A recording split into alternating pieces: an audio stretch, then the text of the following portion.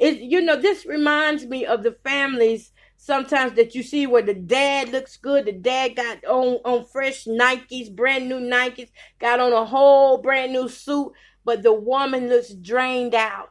The children look like they've been in those same clothes for about 3 or 4 years. While the daddy looks very healthy and well, the family looks sick and pale.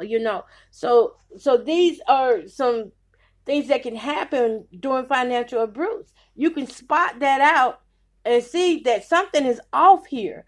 Why is that daddy looking more healthier than the woman and the children? Shouldn't they all be looking healthy?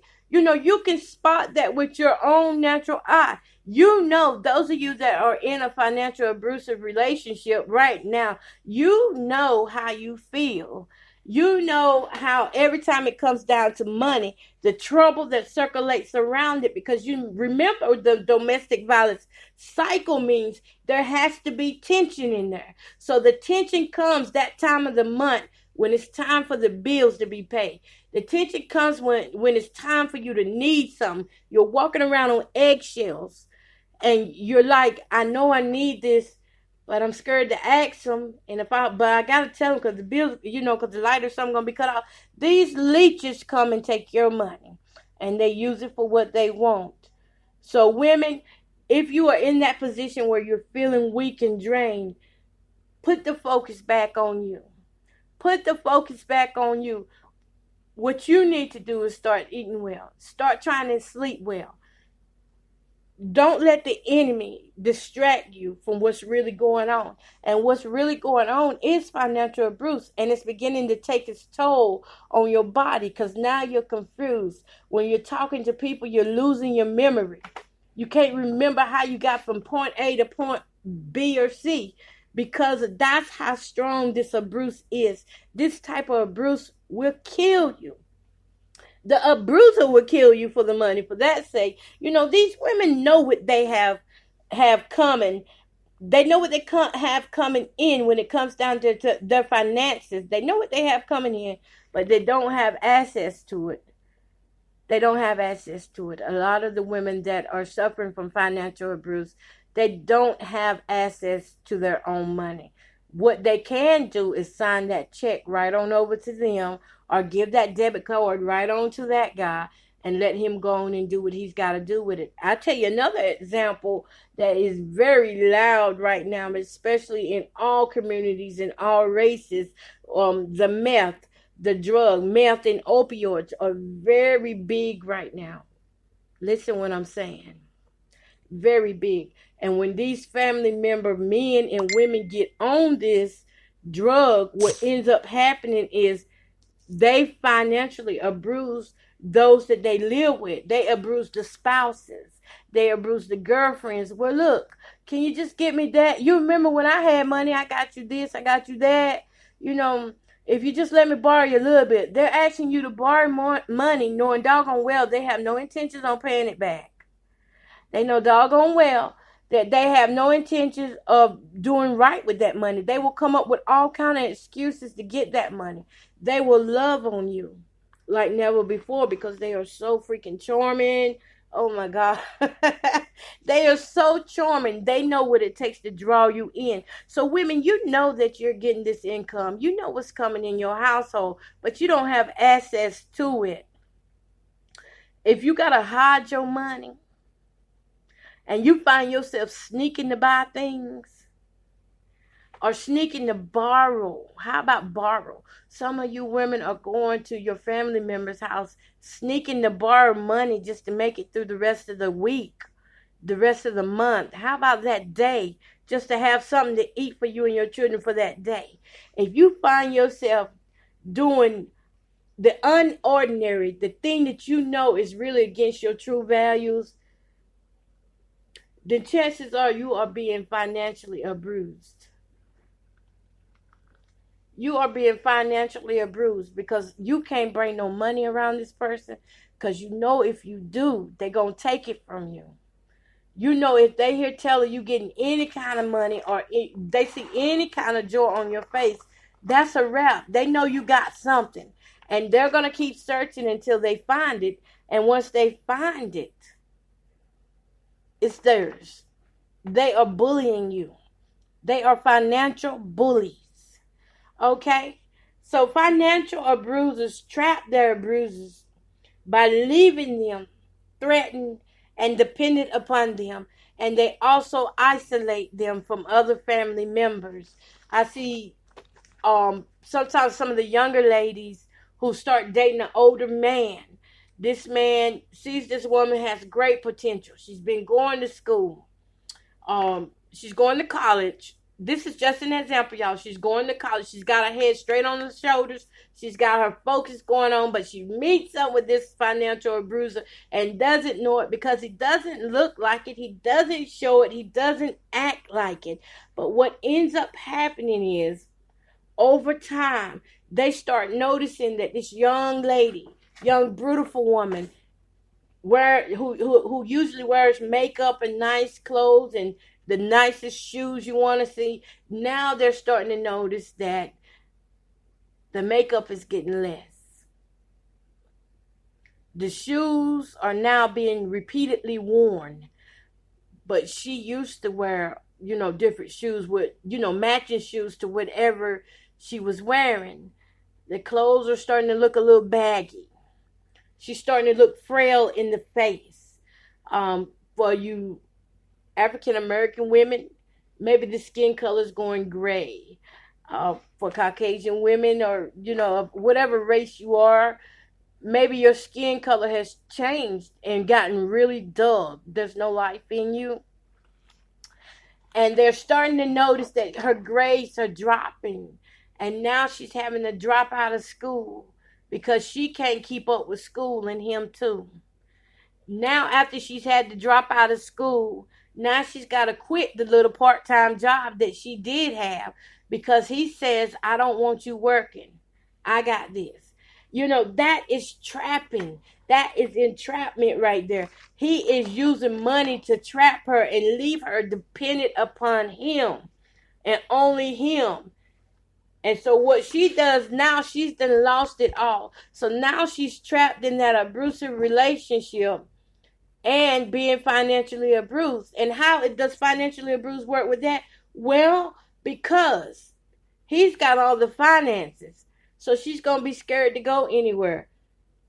He's got all the finances and she can't get anything. She can't do anything with having to consult him.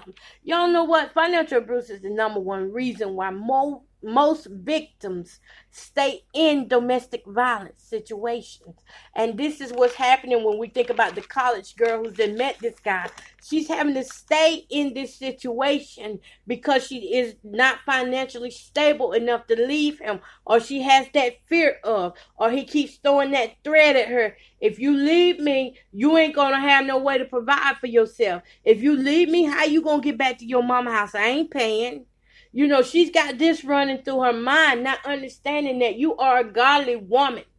You stand up and you get up out of there. Those of you that are living with them, you can't leave just like that. But you come up with a plan that's going to bless your life to get you out of there safe, sound, and free. Amen. So what is the impact of financial abuse? Well, short and long-term effects of financial abuse can be devastating, and it can take life out of a person. It can take life from a person. It can cause, them to fear being safe. Being safe. Without assets, how am I going to eat? Without assets, where will I live? How can I get to and fro if I don't have money to pay somebody for gas? You see what I'm saying? It makes the survivor feel unstable. It makes them feel unstable, so they want to stay in that. The impact of that is very hard. It's very harsh on them because now once a survivor does come out, they have to they have to restart their life again. This means that because this abuser has then used your name on credit cards, has gotten loans, has had you to co-sign loans that he didn't pay for, He had you to get credit cards that you didn't even get not one dime of. But you have it, because your name is on it. Guess what? It's going on your credit scores. So your credit scores become affected when you get ready to go find housing, because a lot of housing places now, you have to put in applications. And when you put that application in, what ends up happening is you're denied because of some of the things that are on your credit, which really aren't yours. They're his. He's done jacked his credit up, and now he's jacking yours up too. So this is some long-term and short-term impacts that could happen. What about, if you got caught selling food stamps because of this? What? Yeah. Some women are financially abused to the point where they have to sell their food stamps to make ends meet. And some get caught in the process of it. So now you can't even go apply for food stamp benefits for a whole year because you got caught selling because he took all the money. You see how it works. Nothing ever good comes out of staying with somebody who is financially abusing you. The whole cycle just keeps repeating over and over, and as it goes around, it's taking you down with it. It's like it's just dragging you down. Another impact, y'all, of financial abuse is that the stress and worry from fear of being homeless causes a woman to return back to the abuser.